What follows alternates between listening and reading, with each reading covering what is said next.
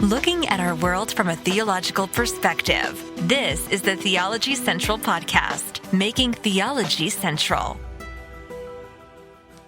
Good afternoon, everyone. It is Wednesday, July the 19th, 2023.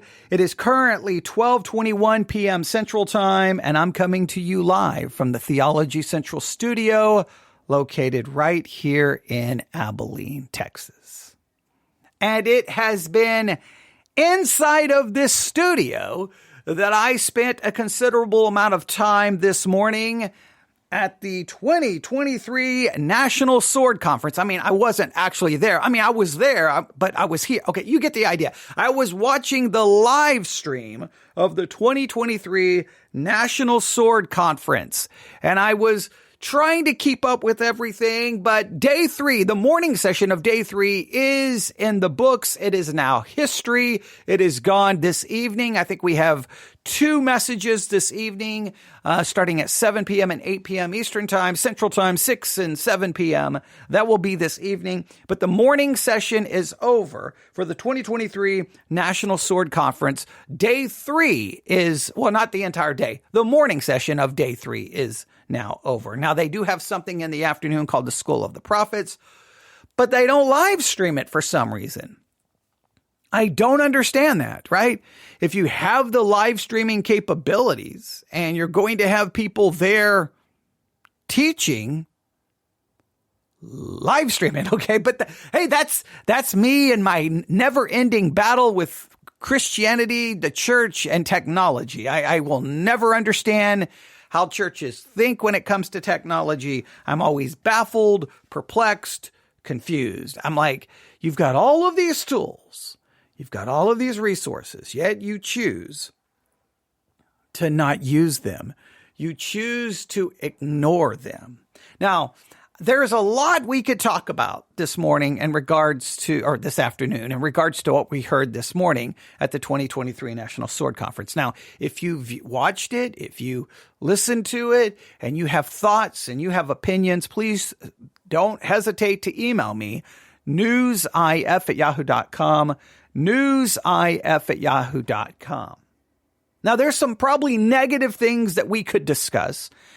I think I'm going to keep this one far more positive, but I will say this. It was kind of weird this morning. I think twice. I don't think it was 3 times. I think it was just twice that they had very negative things to say about podcasters. Like, they really don't seem to like podcasters, especially, I guess, any podcasters that would offer criticism of them, which I found somewhat ironic because it's the independent fundamental Baptists. They're always criticizing everyone. They are always condemning everyone, calling people names. I mean, like they spent the independent fundamental Baptists. It used to be almost like a badge of honor to be called a fighting fundy, a fighting fundamentalist. We fight, we condemn, we take a stand. We're taking and they're in the battle. But then they seemed very upset that I guess some young pastors would create podcasts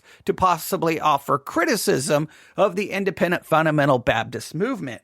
And I found that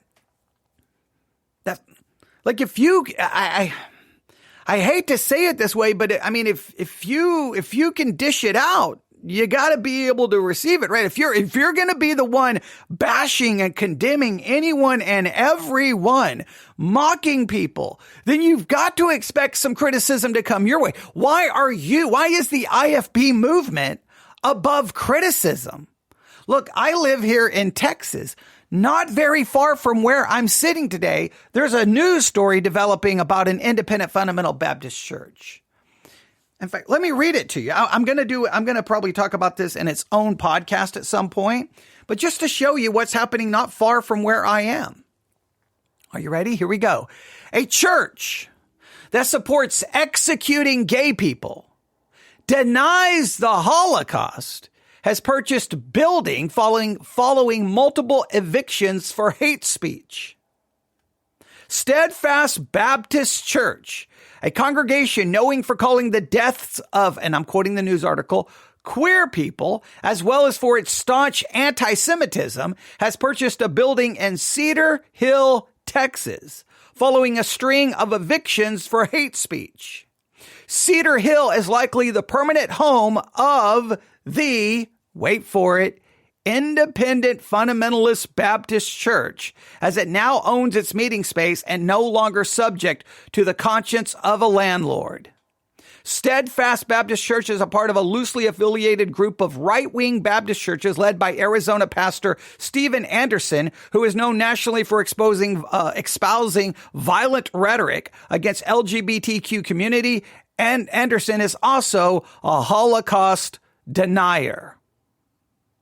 Now, I'm sorry.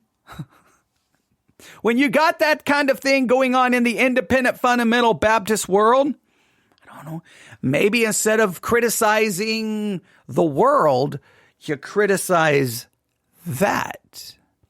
Instead of criticizing or mocking maybe young people who would create a podcast, they almost mocked them as being, these young pastors or podcasters. They can't call down the fire of God, but they can talk on their podcast. I mean, come on now. There's no need to be like that. If you don't like the fact that some podcasters turn on their microphones and critique, analyze, question, or challenge what you're doing, then maybe you don't analyze, critique, and condemn everyone else. I mean, I just think it kind of goes both ways, right? I mean, it just seemed odd that the independent fundamental Baptist world, which is so known for doing that, would be so upset with podcasters. And it was so weird that podcasting was almost viewed. I mean, the fact that it was mentioned twice was interesting, but it just seemed like that there was such a negative. It was almost like a podcaster. It was almost like it was a bad word. But you do realize podcasting, and it's like most basic definition, it's just, it can be video as well. It's just content that is put forth, usually utilizing an RSS feed that can be obtained by all of these different podcasting apps. And what was funny is the man who's really hosting the whole thing, the editor of the Sword of the Lord, he stood behind that pulpit and said, "Hey guys, listen to my radio show. It can be heard on Spotify." Yeah, you know why it's on Spotify? Because it's a podcast. Okay. It's a podcast. It's just audio content or video content that's distributed, typically utilizing what is known as an RSS feed. Like there's nothing. It's just your message. Your church can, in a sense, distribute your sermons as a podcast. Therefore, you, by definition, would be a podcaster. And they'd be like, "No, I'm a preacher," but your content is distributed as a podcast. Right? So it's distributed. If the editor of the Sword of the Lord, if his radio program is on Spotify, guess what? I guarantee you it's on Apple Podcasts and probably on Google Podcasts. And probably many other podcasting apps that may rely on some of the same RSS feeds that maybe Apple is using or relying on the Apple feed. I'm sorry, it's going to be on those as well. So you are a podcaster, whether you want to admit it or not. It just seemed like why would you have anything negative to say about that? And why discourage young people? If you got young people within the IFB movement, the Independent Fundamental Baptist movement, who's using technology and turning on their microphones to talk about theology or doctrine, or maybe even to offer criticism of the very movement, instead of discouraging them or pouring water on their zeal, how about support them and maybe mentor them, or maybe offer your constructive criticism in how they do things. Right? Because, I mean, if they're, and maybe churches could get behind supporting it. Wouldn't it be, I mean, look, if you're an independent fundamental Baptist, I mean, I know independent fundamental Baptists never think this way, but if you're an independent fundamental Baptist and your young people or young pastors are creating podcasts, why wouldn't you be supporting that 150%? Why wouldn't you, like if I had a big church? Well, even with my church, if I had people in my church who were like, man, I want to talk doctrine, theology. I want to do some podcasting. Yeah. Like let's say I had a bunch of college students do that. I'd be like, okay, guys, here's what we're going to do. We'll create we'll create a podcast, maybe just for all you guys, or maybe I'll make it a part of the Theology Central as well. We'll create a system and we'll be producing content around the clock. Hey, you can produce content from and you can do all of them live. You can start at 9 a.m. and go till noon. Then the person at noon can come in. We can broadcast from the church. You can broadcast from your home. Let's see if we can get you the right equipment. Let's get you set up. Let's go. Let's go. Let's go. Let's go. I would be like, promote. Now, maybe we would have to talk sometimes and say, so what do you think about that episode? What do you think you did right? What did you think you did wrong? What do you think we could do better? Right? Like work with them. Don't just like throw water on their fire. If someone is creating a podcast, that means there's a little bit of passion and zeal there. Don't destroy it. The IFP movement, if you can get young people involved in that kind of thing, it's great. And hey, I don't know if you realize this. I know it's 2023 and you may not catch on to this, but you know where people go searching for Bible answers and theological answers and spiritual answers? I'm sorry, they're not going to the church. They're looking online. They're searching on YouTube. They're searching on Pandora. They're searching on TikTok. They're using those platforms as almost their search browser. So if your content is on those podcasting apps or on those platforms, then there's a greater possibility of them finding your content and hearing your perspective. Think of it as a free market of ideas. It's a free market exchange of ideas. You want your ideas there and that they will stumble upon it. They may see your idea versus these other ideas. They may go with the other ideas and reject yours, but at least have yours there in the market space. Have it at least there. So it was just a weird, what, did they all wake up on the wrong side of the bed and decided podcasters were the enemy? I just don't see. I just don't understand. It's like so easy. Like, oh, that podcaster sitting in his, I'm not saying they went this way, but it's really easy for people to do this. Oh, that podcaster over there sitting in his mom's basement. All he can do is talk on the microphone. Come on now. Let's not be like that. You may not disagree with the person's viewpoint, but podcasting in and of itself is an awesome thing. And I don't know why you would like independent fundamental Baptist.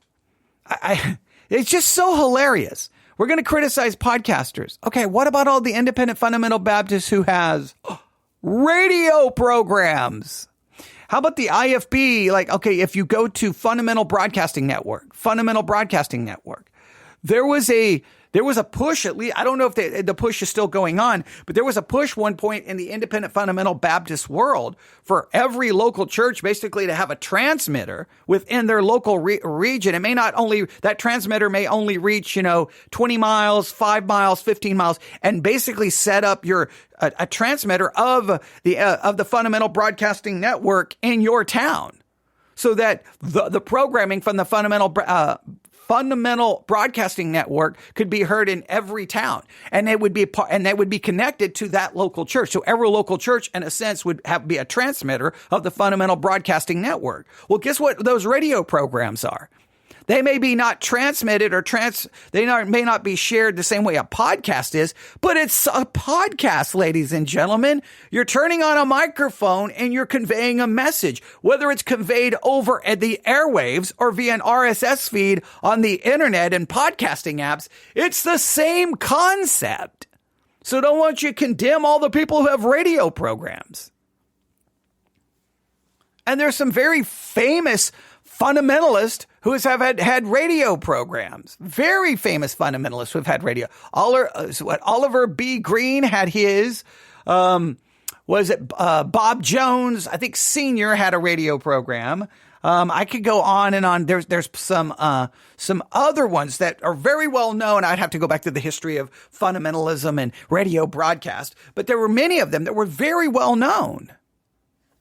So it just seemed like an odd thing. I know I'm probably obviously it hit closer to home to me because, I've been trying to do broadcasting even before it was called podcasting. If I had a microphone, I used to record messages on a cassette tape, and guess where we advertised for people to get our cassette tapes? Are you ready for this? Guess where I advertised for people to request cassette tapes? In the Sword of the Lord newspaper, okay? And so people would email us or call us, and then we would get their address, and then every month or every couple of weeks, we would send out cassettes of things that I had recorded. I had a microphone with a tape recorder, record. Stop the tape. Then someone purchased me like a tape duplicator. You put the original cassette and the top, then you could put like 4 or 5 others, and boom, you hit the button. It recorded on all of them. Then we had a label maker, put labels on it, and then we sent them out. All for free. We didn't charge anyone a dime. We didn't charge anyone. We were paying for the shipping. I think there was some island somewhere someone contacted. It was like $15 or $20 to ship the cassettes. I don't remember the exact number. So, but I mean, what was that? What was that? That was podcasting before there was a thing called podcasting. I mean, who cares how the message is being conveyed? Now, you may not like the criticism, but I'm sorry. The Independent Fundamental Baptist world, they've criticized everyone. They constantly criticize the NIV. They constantly criticize any other Bible translations that's not the KJV. They criticize MacArthur. They criticize, Joel. They criticize everyone. Now, I'm not saying that there isn't ever any time justifiable criticism, but anyone criticizing anyone always feels their criticism is justified. So I know I've spent 16 minutes on that, but that was kind of a big thing that hit me today. Is just why was that? But in spite of my kind of, what's the deal with the podcasting thing? I just don't get it. I just think the IFB world, you know what they need? I hate to say this, and I know, and it's like sometimes I feel like I'm trying to help them out. Create the IFB podcasting network. Ooh, here's a novel idea. The IFB podcasting network. On Apple Podcast, you can create a channel where you can include all your different podcasts. So then you get all the IFB churches together that you run with, or the Sword of the Lord could ask people to submit their podcast, right? And you create, it may be called the Sword of the Lord Podcasting Network. Here you go. And then all the IFB approved podcasts would be a part of this network. On Apple Podcasts, you can create a channel, and then all of those podcasts would be right there, and then people could subscribe to all of them, and these would all be from IFB churches. Maybe it's the preacher, maybe it's someone younger. You could have sermons. You could include the sermons from your church. You could include devotional messages, Bible study, commentary, news about what's going on in the IFB world. You could talk about the different conferences happening in the IFB world. Are there any books that are being published in the IFB world? You could turn it into the Independent Fundamental Baptist Podcasting Network or the Sword of the Lord Podcasting Network, and then everyone could find all of the podcasts. You could advertise it in the Sword of the Lord. You could put a link to where people could find all. You could make a directory. You could get a pod page for $15 a month where you could include all. There's so many. I can go all different. I could probably within about an hour, I could hammer out the entire plan. I could hammer out the entire plan in about an hour. And then all you would need maybe someone to create artwork. You could do that. Then you just got to start sending out basically, messages or just put an advertisement out going, hey, are you an Independent Fundamental Baptist Church? Do you record your messages digitally? Would you like to be a part of the IFB podcasting network? Well, submit your sermons. Would you like to turn on a microphone in your church or in your study and do devotional messages or talk about what's going on in the IFB world? Do you have any young people in your church who are interested in creating a podcast talking about the Bible or what it's like being a young person, whatever the case may be? And then the Sword of the Lord could approve or disapprove. You could then possibly get all of those messages and be on sermon audio. I mean, there's so much you could do. I don't know exactly. I think it's about $100 a month. You could then take all of that content that's in podcasts, and then you could create the Sword of the Lord radio. And then if you have approval for music, you can add music in between the segments. You can create your own playlist of the sermons, and you can have a 24-hour a day, 7-day a week radio station. I wanted to have a Theology Central radio station.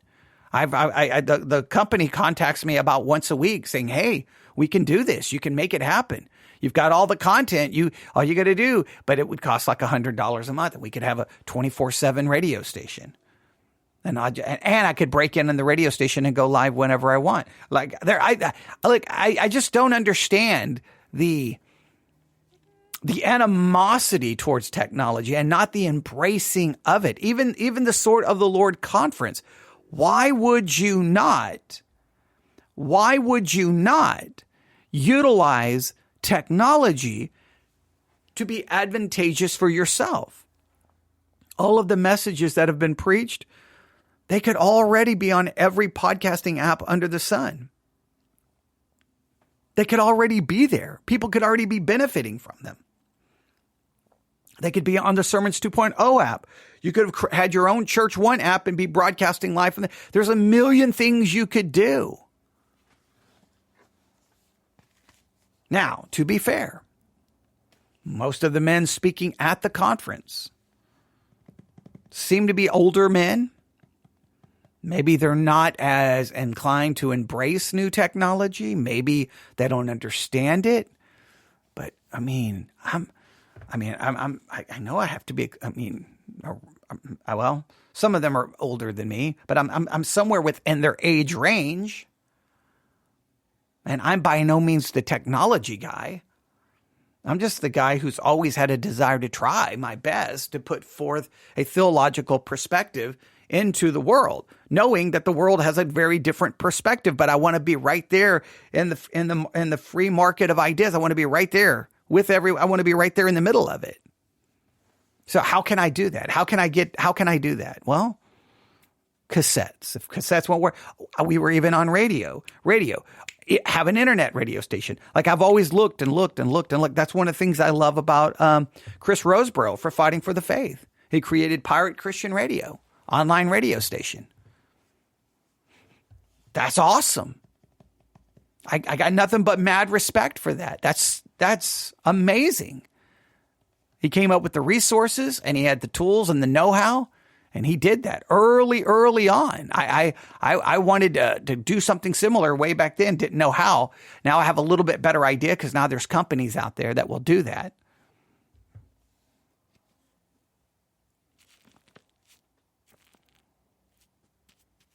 So I wanted to go more positive here, but now that we're already 22 minutes in, I'm not going to talk about the thing I wanted to talk about. I'm not going to talk about what I wanted to talk about. But I know this. If the church in 2023 wants to get the message to the people, they have to take the message to the people.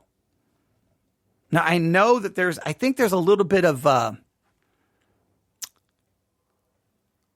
think COVID messed a lot of things up. I think here's what happened. In COVID, churches who never live streamed, never even bothered with that, started doing so. And then all of a sudden they realized there's a negative, it's a double-edged sword.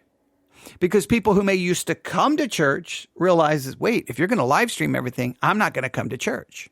And then they stopped showing up for Sunday morning, Sunday school, Sunday night, Wednesday. All of a sudden, your attendance started dropping. And so a lot of people, I think, now are kind of like almost antagonistic. Oh, that live streaming thing, that just gives people an excuse not to come to church. And it's really weird because,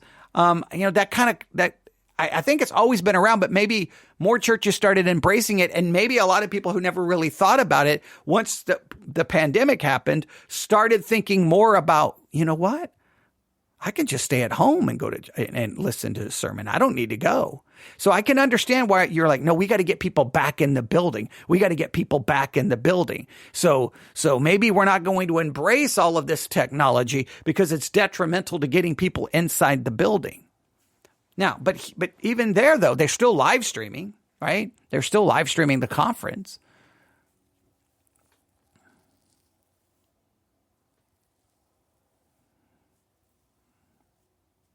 Maybe it's the IFB world is always slow in embracing these. They see it somehow as embracing a modern trend.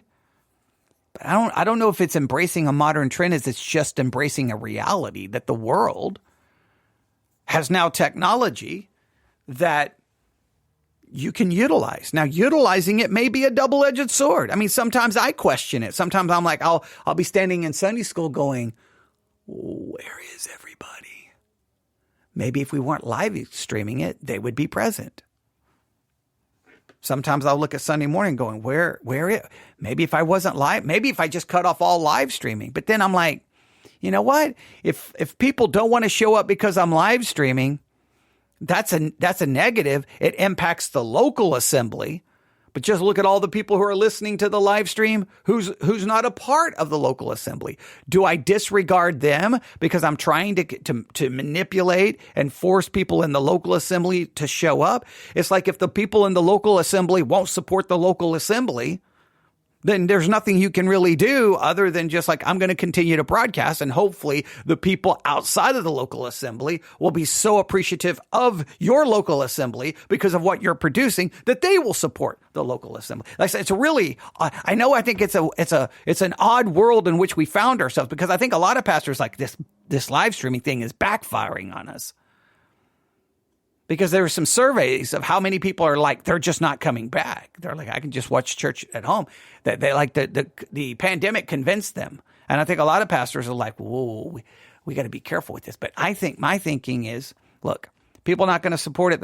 I can't try to worry about all of the positives and negatives and try to create a chart and try to map it out. All I can do is put the message anywhere and everywhere. Put it anywhere and everywhere and see where things end up. See how it plays out. It may be detrimental or it may be good, but I know this. If you can reach people, that's a good thing. It's a good thing. But I think the IFB should embrace podcasting. I think they should embrace it. That's my own personal feeling. And I think the Sword of the Lord, since they're kind of the hub for a lot of the IFB world, create the Sword of the Lord podcasting network.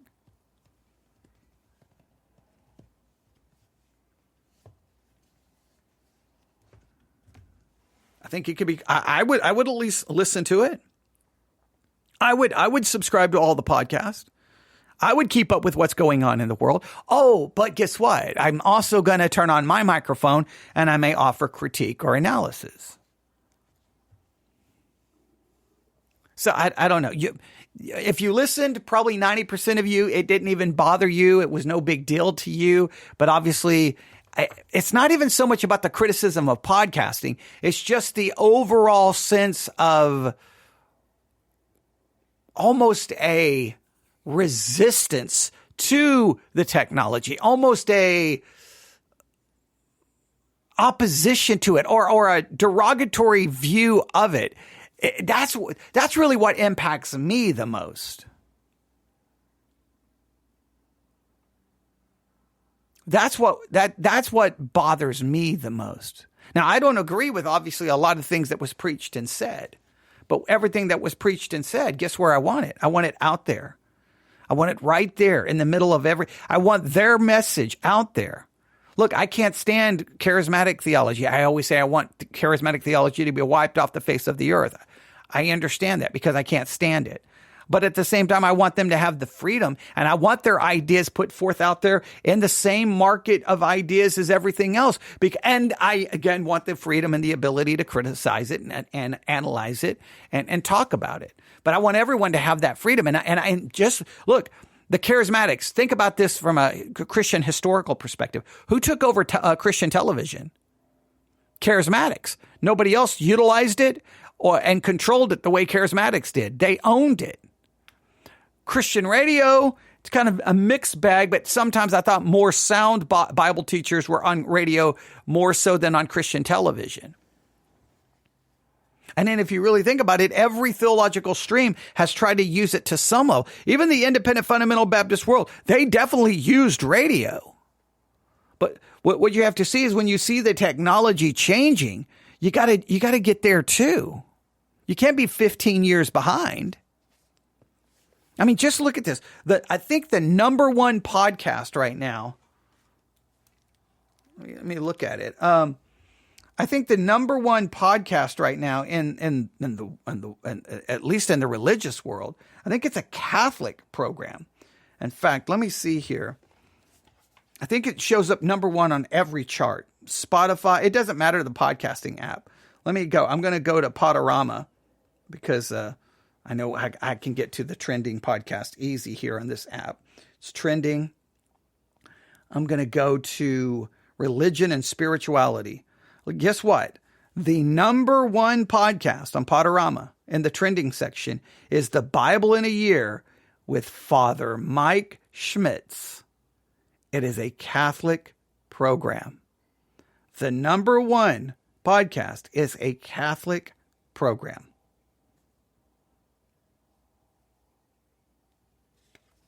And that's almost on every app where they have religion and spirituality or Christianity chart. A Catholic program is number one. A Catholic program is number one. Now, you say, so what do you do? Well, that means other content needs to be put out there. Not necessarily to compete or to try to become number one, but just so people, if they see that, they can hopefully find your content as well, offering your perspective, maybe offering your analysis, critique, or criticism of Catholic theology, or criticizing the Catholic teaching on justification, and talking about imputed righteousness versus infused righteousness, or whatever the case may be.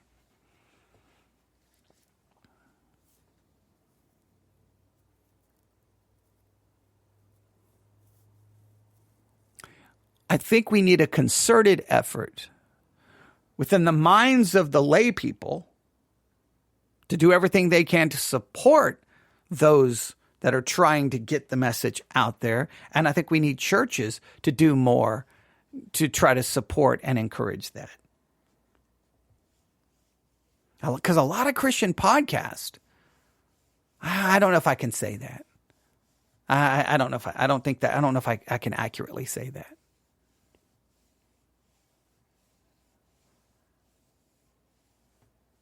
I guess what we don't want. Do we want a situation that arises where you kind of have this Christian podcasting world and you have the church, and the two are almost separated, almost in conflict with one another?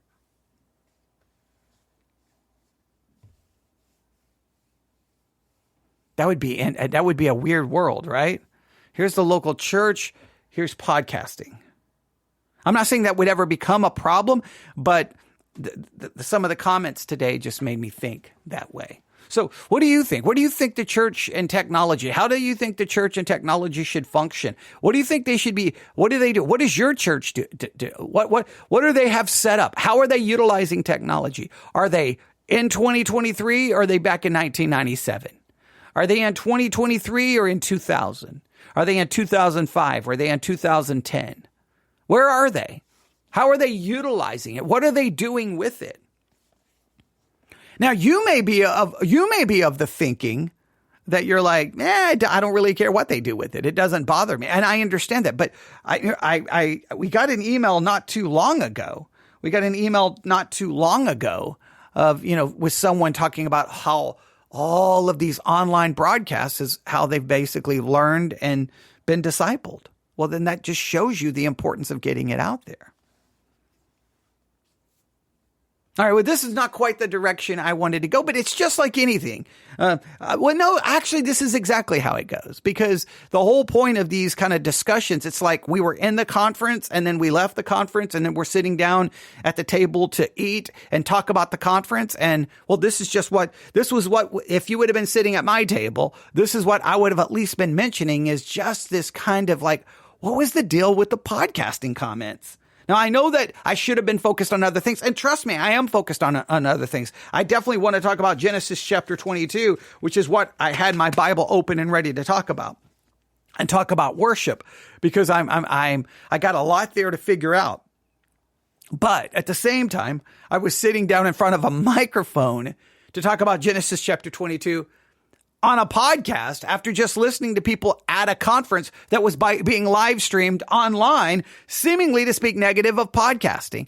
And it was really weird because he talked about how, we need men called to preach and people called for this or that, but he didn't seem to, it seemed like they didn't seem to believe that a person could possibly, quote unquote, be called. Now we could get into a whole definition of exactly what that means or what that looks like, but that someone could be called, I don't know, to do theological, biblical podcasting. You say, well, that's not an official church office. I understand. Nobody's saying it is. Nobody's saying it's a church position. But could someone not use their ability, talents to communicate things of God on a Christian podcast? And instead of the church being hostile to that world, how about embrace that world? Supportive of that world.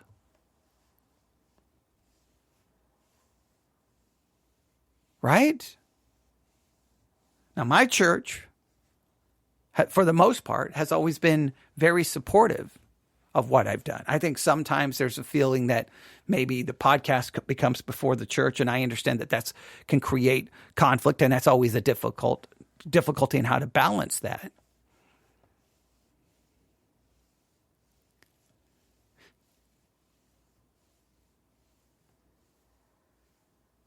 But I don't know. I don't know if that is I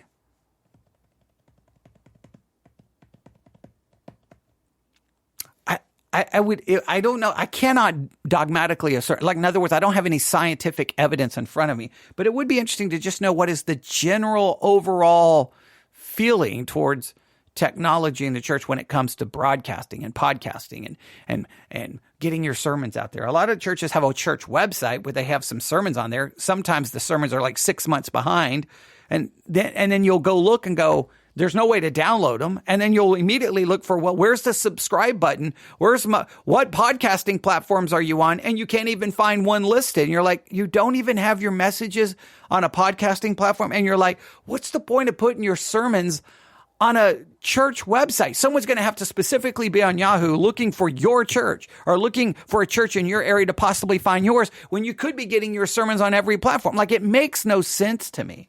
I don't understand the thinking.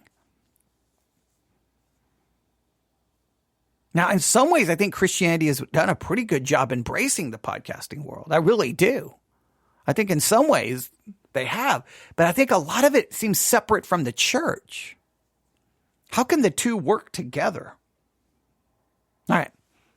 I'm just going to stop there. This is not the direction I wanted this to go, but hey, we'll turn back and we'll get it fixed. If you were listening to us on the Church One app and the Sermons 2.0 app, clearly we lost connection a number of times because my little indicator here turned red multiple times, but I did not speak of it during my discussion there because everything was working fine on Spreaker. So when I end this broadcast, this will immediately be available on every podcasting app under the sun, probably within the next 1 minute to 3 minutes via Spreaker. And then I'll take the audio from Spreaker, download it, and then upload it to the Church One Sermons 2.0 app so that you can hear this discussion without those audio interruptions. Technology is wonderful, but sometimes they present very frustrating challenges.